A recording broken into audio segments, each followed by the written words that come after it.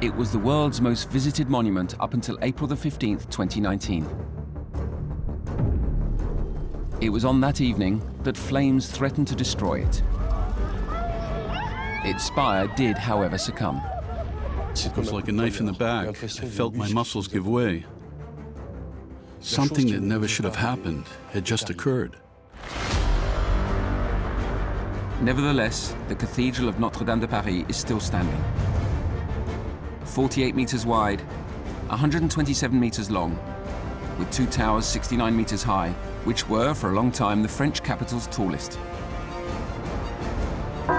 It's as monumental as its designer, Bishop Maurice de Sully, had hoped it would be. The idea of scale is, from the very start, one of the main considerations of Notre-Dame. It is huge. It is huge for its time. The reason this 12th century Gothic masterpiece resisted the fierce fire was thanks to its original design. The builders constructed 2 gigantic stone vaults, which are still standing 35 meters high. They were the highest vaults in Europe at the time they were built. Erecting a 35-meter vault was an undisputed record for the Western world. A bulwark against the ravages of time, as symbolized by its colossal foundations, dug deep into one of the most unyielding soils of Paris. All this vast work was invisible, but in itself was a masterpiece, a hidden masterpiece. In order to guarantee Notre-Dame's total stability, gigantic flying buttresses were added, the largest of their kind in the world, with a reach of 12 meters. These master masons were brilliant designers, and they were able to make something so big, so strong, sit on these sort of spider legs. For 800 years, the cathedral's wooden framework, nicknamed the Forest, was a structure made from 1,200 oaks and protected the stone until it went up in flames. Its only Achilles heel in the event of fire was the oversized spire, erected by Viollet-Le-Duc in the 19th century. It was a massive superstructure made out of 750 tons of wood and lead, weighing the equivalent of 3 airliners. This is the story of how Notre-Dame was born, and how it resisted fire and the test of time.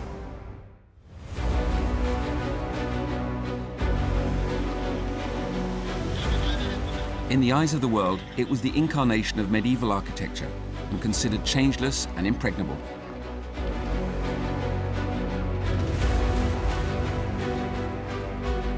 One of the most horrible things I've ever seen is the spire collapsing in a blaze into the nave.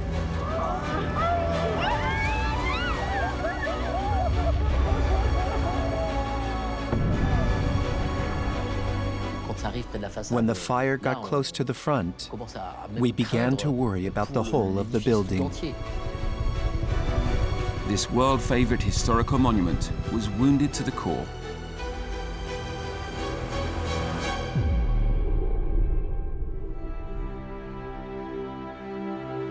The next morning, when we turned on the news, it was sort of a relief. I mean, it wasn't good. It was a terrible fire. But there was also the feeling that, yes, the Gothic system, fireproofing, on some level does work. An ancient but perfect Gothic system of fireproofing, thought up by its builders more than 8 centuries ago.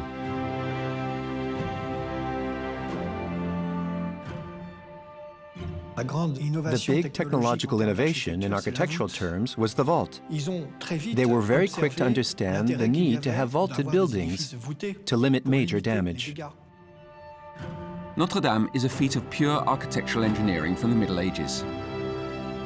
And yet no trace of its builder's intentions remains. In order to crack the secret of its strength, you have to make the stones talk and turn back the clock to the middle of the 12th century.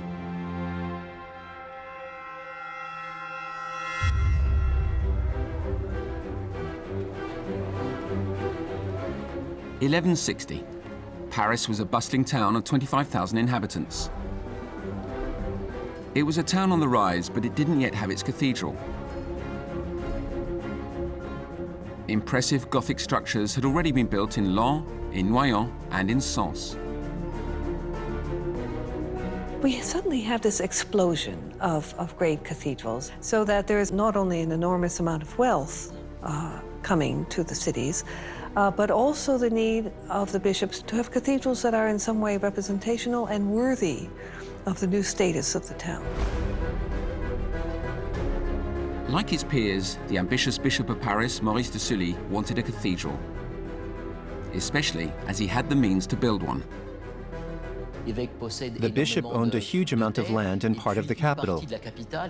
He was an important lord whose income was immense. Huge income and sacred land right in the middle of Paris on the Ile de la Cité. There were probably several churches there already, the main one being dedicated to Saint Etienne.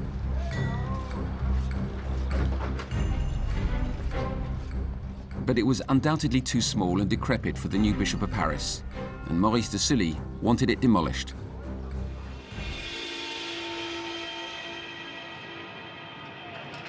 His ambition was to build a cathedral as good as the Basilica of Saint-Denis, 10 kilometers to the north of Paris. Rebuilt between 1130 and 1144 by the Abbé Suger, it was the burial place for the kings of France and helped launch the explosion in Gothic architecture. All that's left of this frenzy today is the ambulatory.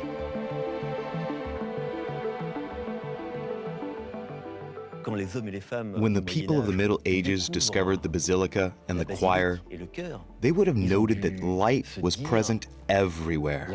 The walls had gone. There was just a forest of pillars, making it a single space with open bays and apses. It was a radical change. This feat was made possible by a structural element which alone was the symbol of Gothic architecture: the rib vault.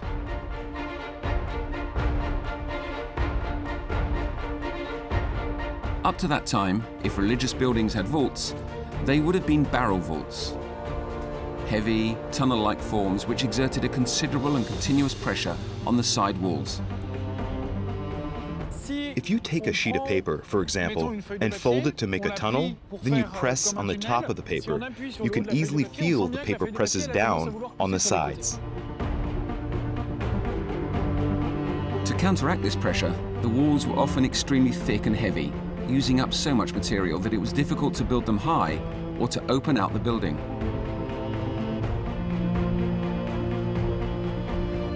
But by combining two rib vaults, the medieval builders realized that the load could be transmitted downwards to the rows of columns. And so they realized that the wall in between was no longer needed. Being light and using fewer materials, rib vaults enabled buildings to gain considerable height. And once they were covered by stone panels, the building would be protected from any fire that might break out in the wooden rafters above. It made great good sense to use them, and it had this beautiful aesthetic effect of these diagonal lines crisscrossing across space. The old buildings at Notre-Dame couldn't begin to compare with that. Maurice de Sully wanted his building to have the most impressive rib vaulting ever constructed, in order to make it the reference in Gothic monuments.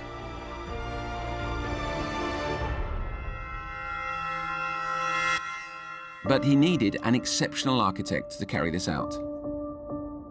In the 12th century, architects were very often trained in masonry. They were called master masons. The Gothic master masons who were working for Sully, we don't have their names. These people were incredibly thoughtful with their understanding of geometry and engineering.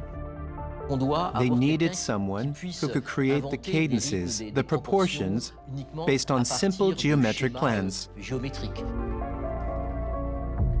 We have no idea who Notre-Dame's first master mason was, but Maurice de Sully more than likely chose the most ambitious and audacious mason of his time. What What might we imagine them saying? We want a building that is very modern and very up-to-date. We want something that will also soar above the city and affirm the power of the cathedral. What can you do for us, Master Mason? Under the watchful eye of Maurice de Sully, the first master mason produced plans for a gigantic cathedral. Its scale was exceptional. Notre-Dame would be the largest church in the Paris region, measuring 48 meters wide and 127 meters long. In France at the time, only the Cluny Abbey was larger. I think the idea of scale is, from the very start, one of the main considerations of Notre-Dame. It is huge. It is huge for its time. I do think it's helpful to think of the cathedral as a civic stadium, in a sense, because it's where so many important rituals and ceremonies needed to take place, and a small building is actually a safety hazard. The extraordinary surface area was matched by its height. The interior width of the building required that the vaults rise to 35 meters, making Maurice de Sully's cathedral the highest vaulted building in the Western world.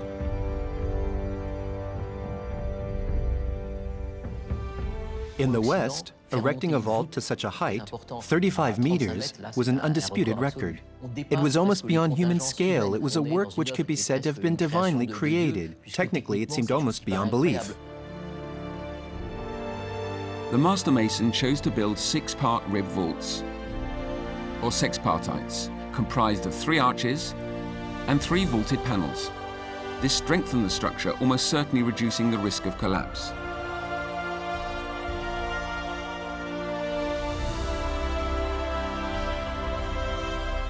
It's a very brilliant aesthetic choice because it expands the width of the space. Having a sexpartite vault spreads out the distribution of the mass in a very elegant solution.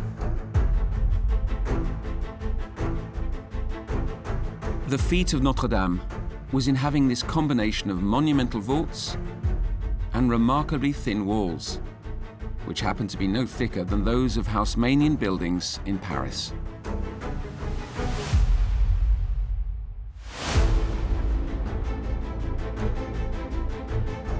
In order to ensure the stability of these thin walls, the thrust of the vaults had to be countered at a height of 35 meters. How was this done? The 12th century master mason had an audacious solution: to build clearly visible exterior buttresses.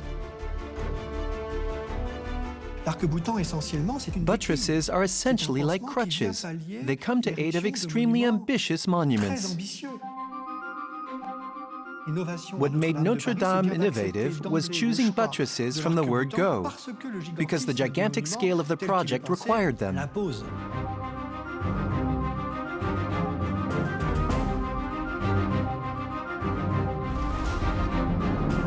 The 12-meter-long flying buttresses of Notre-Dame were the largest in the world. They had a double function: to transfer the thrust of the vaults from the interior supports to the exterior ground level, and secondly, to protect the building from the wind.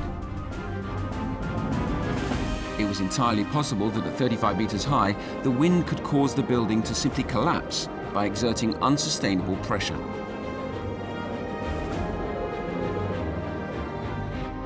If the flying buttresses were to disappear, yes, Notre Dame would still stand, but not in a terrible storm.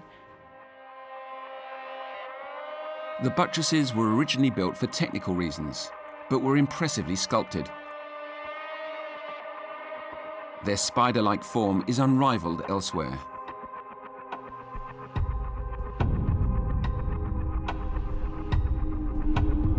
Maurice de Sully was insistent that his new cathedral should not just be technologically innovative, but should also go down in history.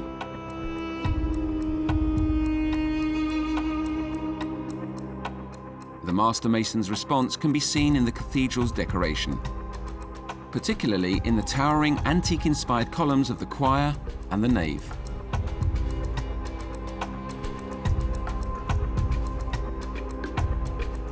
The idea of the column is an idea about antiquity, and we want to think about Paris wanting to be ancient. It wants to emphasize the Roman past, the distinguished Roman past. As well as these columns, which are spread evenly throughout the building, the link to the past would be reinforced by dividing the cathedral into 5 sections. A central section and 2 aisles either side evoke the first pre-Christian basilicas, but also the Church of Saint-Étienne, which Notre-Dame would replace.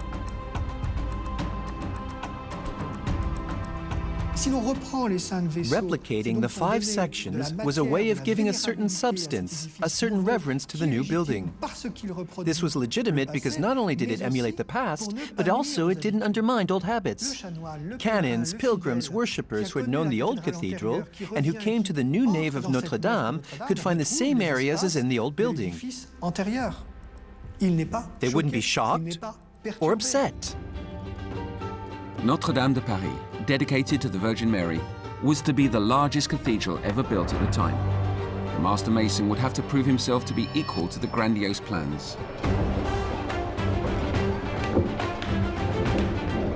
He also has to think, how on earth am I going to build this in the constrained territory that I have on the Ile de la Cité? I need to have carts bringing stone. I need to have space for the forge, and I need to have fire, and I need to have sand. I need all these materials somehow to congregate at a site. It's like planning an invasion.